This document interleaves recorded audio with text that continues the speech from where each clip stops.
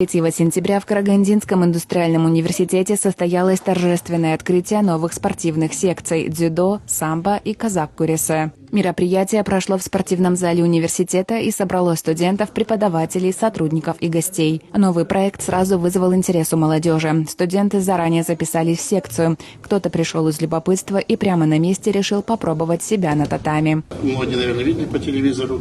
Прошел в университете День знаний. К нам в этом году поступило более 1000 студентов. Такого никогда не было.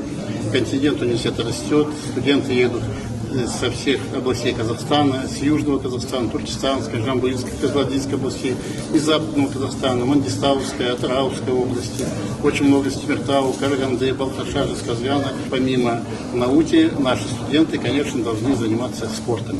Время сейчас немножко другое, но мы хотим, чтобы дети занимались спортом. И такой вид спорта, как дзюдо, самбо, казак-курес – это абсолютно необходимо молодому человеку. Кроме этих секций у нас действуют секции тяжелой атлетики, футбола, волейбола, баскетбола, шахмата и многое-многое другое. Приходите, мы принимаем не только студентов, у нас есть обучение не только физической культуре, наш университет всегда открыт для Темиртау. Руководство университета отметило важность нового шага в развитии студенческого спорта. Сегодня в Карагандинском индустриальном университете действуют секции по футболу, волейболу, баскетболу и многим другим видам спорта. Теперь у студентов к перечню добавились новые виды занятости. Все занятия проводятся абсолютно бесплатно. В 2009 году была открыта кафедра физической культуры, построено новое здание. И именно на базе этого здания открылась секция самбо и казак-куресе. Позже появилась борьба дзюдо.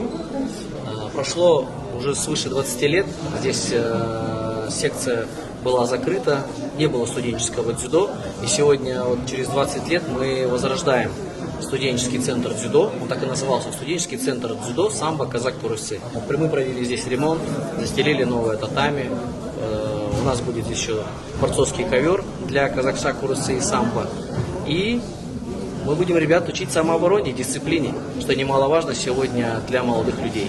Также здесь будут и мальчики, и девочки заниматься. Также будет открыта женская самбо, самооборона без оружия. Самбо означает самооборона без оружия. Поэтому здесь будут элементы и боевого самбо. Поэтому, пользуясь случаем, кто студент университета, просим приходить в этот зал. Но и не обязательно. На самом деле все желающие, кто уже взрослые ребята, могут прийти и заниматься. Секция дзюдо открыта как для новичков, так и для тех, кто уже имеет опыт в единоборствах. Университет ставит задачу не только укреплять физическую подготовку молодежи, но и формировать у нее навыки командного взаимодействия, выносливость и лидерские качества.